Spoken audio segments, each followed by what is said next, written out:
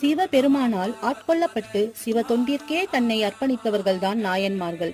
அதில் ஒருவரான கண்ணப்ப நாயனார் பற்றி இன்று பார்ப்போம். முற்பிறவியில் அர்ஜுனனாக இருந்தவர்தான் இவர்.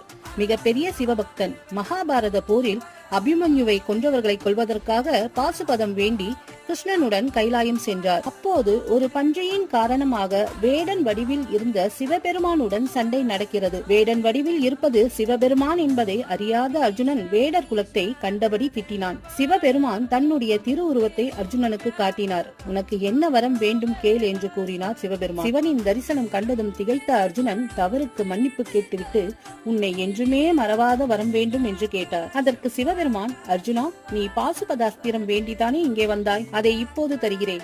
நீ கேட்ட வரத்தை அடுத்த பிறவியில் உனக்கு தருவேன். வேடன் என்று திட்டினாய் அல்லவா, அடுத்த பிறவியில் வேடர் குலத்தில் பிறந்து ஒரு பன்றியின் காரணமாக காளஹஸ்தியில் என்னை கண்டு முக்தி அடைவாய் என்றார்.